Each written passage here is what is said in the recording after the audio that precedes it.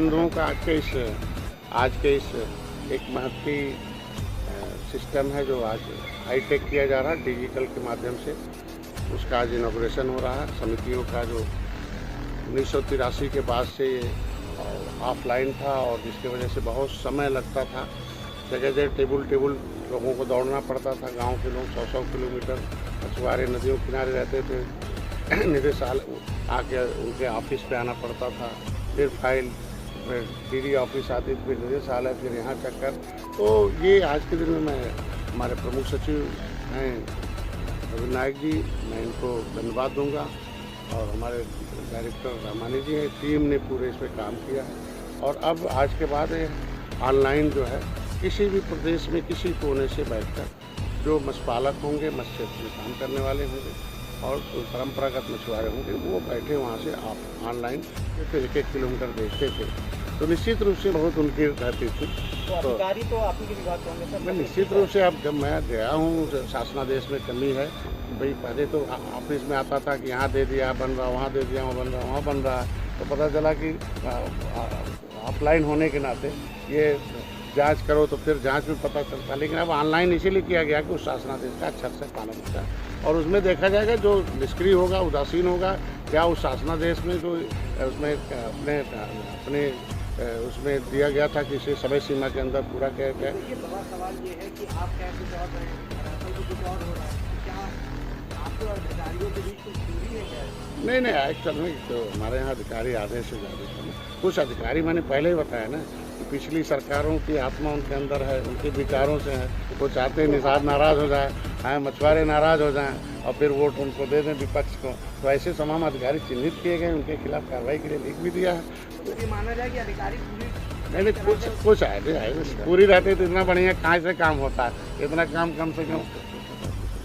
फिर बात समझ गए हमारे बात। बाकी पट्टा चूँकि राजस्व विभाग से संबंधित होता है, उसमें भी हो रहा है कि उस विभाग में तालमेल हो। उसके लिए माननीय मुख्यमंत्री जी के वहाँ में बैठक हो, 4-5 बिंदुओं से था, क्योंकि पब्लिक यही जानती है कि पट्टे हमारे यहाँ के हैं, लेकिन वो मैक्सिमम उसमें वो राजस्व विभाग के हैं, सिंचाई विभाग के हैं, हमारे विभाग के बहुत कम जलाशय हैं। इसलिए हम लोग मांग रहे हैं कि सिंचाई विभाग और राजस्व विभाग हम ही लोगों को जलाशय दें और हम लोग अपनी नीति के अनुसार काम करें। और इसमें जो भी हमारे शासनादेश में जो मैंने लिखा भी लाया हूँ, और जो उसमें दोषी पाया जाएगा, जो उसके समय सीमा के अंदर काम नहीं किया, कि कोई समिति वहाँ नहीं जाएगी। नहीं पता चला फिर वही बड़े दबंग मजबूत लोग फिर कहीं इधर उधर जाके फिर हर जगह जाते, तो हमारे उस पर आ गया, तो उसको भी सुधार हो गया है।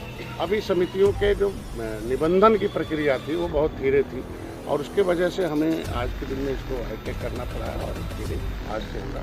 उसका टाइम भी हम लोग निर्धारित कर रहे हैं कि जो हमारे जैसे ऑनलाइन कर देगा तो जैसे सब दिखेगा, मतलब जिले पर अधिकारी जो हमारा जिला मत्स्य अधिकारी है, फिर हमारे जो मंडल मत्स्य अधिकारी टीडी जो होते हैं, जो निदेशक, और हमारे निदेशालय में, वो सारे लोग उसको टाइम के अंदर हम लोग उसको निर्धारित कर रहे हैं कि कम से कम समय में वो समितियाँ हैं, कोशिश करके उसका टाइम ही पड़ जाएगा कि एकदम लिमिट के अंदर ऑनलाइन उन्हें सब कुछ दस्तावेज भी जमा करेंगे, ऑनलाइन वो बैठक भी करेंगे, ऑनलाइन वो अपना वीडियोज भी उसको लोड कर देंगे, फोटोग्राफ लोड करेंगे, सबसे कॉन्टैक्ट नंबर भी उसमें रहेंगे, और उन्हें ऑनलाइन ही सारे दस्तावेज मिल जाएंगे। और जो भी प्रमाण पत्र चाहते हैं, काम करना चाहते हैं, तो समय कम होगा, पैसे का नुकसान नहीं होगा, और इसमें जो भी पारदर्शिता है वो आसानी से होगा इस क्षेत्र में। ये पहला तो ये काम था। दूसरा, एक शासनादेश में परिवर्तन किया गया कि समिति के लोग निषाद राज बोट योजना, एक माननीय मुख्यमंत्री यहाँ की भारतीय योजना थी, उसमें समितियों के लिए अवसर नहीं दिए गए थे। तो आज के दिन में उसमें था कि समितियों के लोग भी अगर गरीबी रेखा से नीचे आते हैं तो उनमें कम से कम हर समितियों में 8-10 लोग दे सकते हैं, ऐसा उसमें आज के दिन में उसका एक शासन नया जारी हो गया। समिति के लोग भी हैं, उसको भेज दिया गया। दूसरा, हमारे यहाँ एक महिलाओं के सशक्तिकरण के लिए है कि एयरेटर सिस्टम है, और एयरेटर में 75 जो मैंने पिछले बार उद्घाटन किया था, तो उसमें सभी लोग ले सकते थे। लेकिन अभी है कि पट्टे धारक की महिलाओं को, जो महिला पट्टे धारक होगी वो उसको प्राथमिकता दी जाएगी। जब वो महिला पट्टे धारक नहीं होगी तो कोई भी उस क्षेत्र में विकास के लिए उसको दिया जा सकता है। ये बहुत है। अब नया शासनादेश विभाग मछुआ कल्याण कोष में बार बार जो मैं कह रहा था आपको कि इनके बच्चों की शिक्षा के लिए, इनके कोचिंग के लिए, इनके, तो हमारे यहाँ जो पिछड़ा वर्ग जो विभाग है, कल्याण जो विभाग है, उसके अनुसार जो शासनादेश है उसके अनुसार हमारे यहाँ भी एक नियमावली है कि मछुआरों के बच्चे जो हमारे यहाँ शासनादेश है केवट मल्ला बिन कश्यप कुमार धीवर रखवा जो राजस्व संहिता 2016 के अनुसार वनमन जातियाँ हैं, ऐसे बच्चों के लिए उनके 3 कैटेगरीज हैं, 1, 2, 3, 4 कैटेगरीज। तो चारों कैटेगरीज के लिए उन लोगों के लिए अलग अलग है कि मतलब हाई स्कूल से ऊपर वालों के लिए है कि वो अपना शिक्षण शुल्क जो भी है उनके लिए एक नियम बना दिया गया कि अगर वो अधिक है तो कम है, या फिर उसके लिए कैपिंग है कि अगर वो 50,000 से कम है, 20,000 है, 10,000 ऐसा है। तो आज के बाद इनके बच्चों के लिए जो, क्योंकि कहते हैं शिक्षा जो है वो एक ऐसा चाबी है कि जो भी पाले छोड़ सकती। पहले ठेके लेते थे, लोग पता चला कि ठेकेदार भाग जाते थे, राजस्व का नुकसान होता था, उस क्षेत्र में मछली का उत्पादन नहीं हो पाता था। तो उसके लिए पिछले बार शासनादेश हुआ था कि उसमें हैसियत लगा दिया जाए, लेकिन समितियों के लिए चूँकि अभी नई समिति बन रही है, समितियों के पास ये अवसर नहीं थे, तो उसके लिए था कि उनके पास हैसियत नहीं बन पा रहा था, तो आज उसमें भी उनको छूट दे दिया गया कि समितियों के लोग हैसियत की जगह पर अपना बैलेंस शीट जो है पॉजिटिव रखें, बैलेंस शीट के आधार पर लाभकारी बैलेंस शीट हो, और दूसरा उनके पास वो जो क्या नाम है किस तरीके से वो बैंक के गारंटी है FD जो है वो 50% देने होते थे, वो नियम रखा। तो आज उनके लिए हमारे तमाम समितियों क्षेत्र में जब हम लोग जनता दर्शन में या जनसंपर्क में जाते थे हम लोग क्षेत्रों में, तो उनका पहला था कि साहब हम लोग समिति नहीं बन रही है, हम लोग समिति नहीं बना पाते, हम लोग समूह में काम नहीं कर पा रहे हैं। तो हमारे विभाग ने आज लगातार मेहनत करके इसमें समिति का शुरुआत कर दी, उसको ऑनलाइन करा दिया। फिर उनकी शिकायतें थी कि साहब हम लोग फार्म भर रहे हैं तो नहीं हो रहा, तो ऑनलाइन होने से हो गया। फिर समितियाँ जो मछली सहकारी समितियाँ थे वो भी मिलते थे, उनका भी था कि साहब हमारे यहाँ वो नाव नहीं मिल पाया, दूसरे को लोगों को मिला, तो उस निषाद राज बोट योजना में उनको अवसर दे दिया गया कि वो भी कर लेंगे। और निषाद राज बोट योजना में एक नई आ रही कि पहले था कि वो कुछ लोग उसको नाव सप्लाई करते थे, अभी उन्हें छूट दे दिया गया है कि कोई भी मछुआरा नाव बना ले, लकड़ी लाकर बना ले और बनाकर सही बनाए अपने हिसाब से।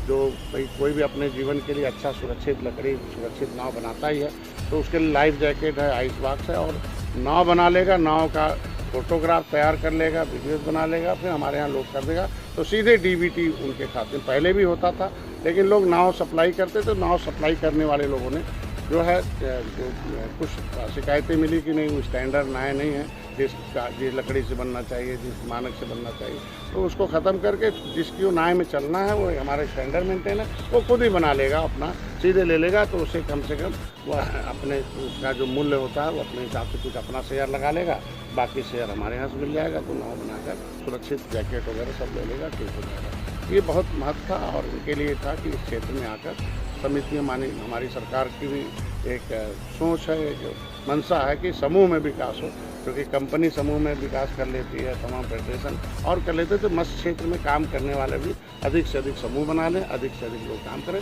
लेकिन ठेका पट्टा अपने ही क्षेत्र में लेंगे, वो बाकी काम दूसरे क्षेत्र में करेंगे। क्योंकि इसमें मछली बाहर से आकर कोई मांगता था तो उसमें विवाद होते थे, तो उस विवाद को खत्म कर दिया गया कि नहीं बाहर का आदमी क्षेत्र में।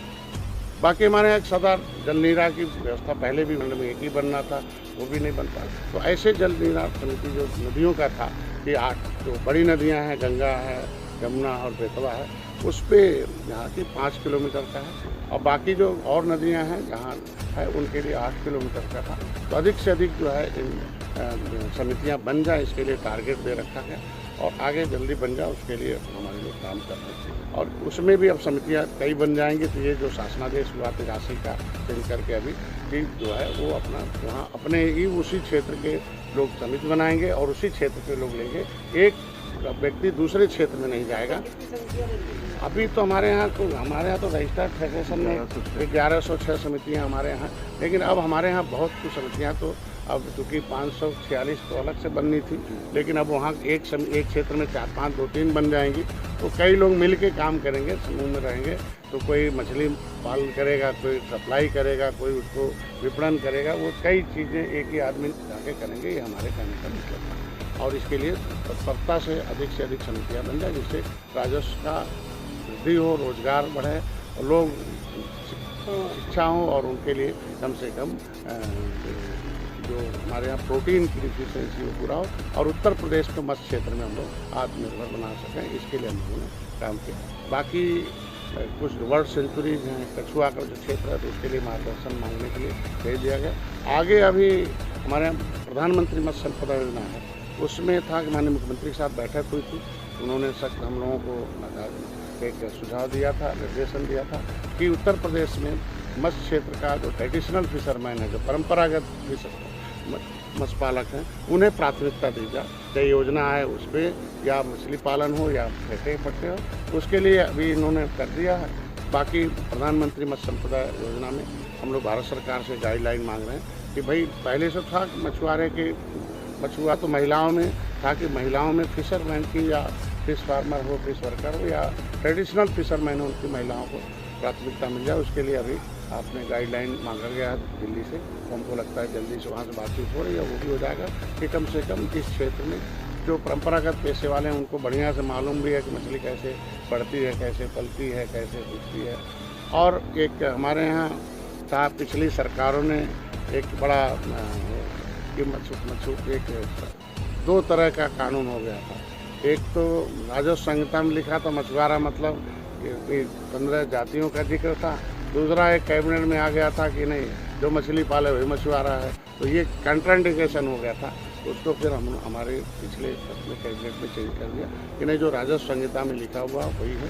उसमें जो 1 वर्ष लिखा गया उसको भी हम लोग चाहते 10 वर्ष हो जाए, क्योंकि जब लंबे समय से कोई मांगता है 1 साल से, तो कोई दिखा देगा, तो उसमें भी कभी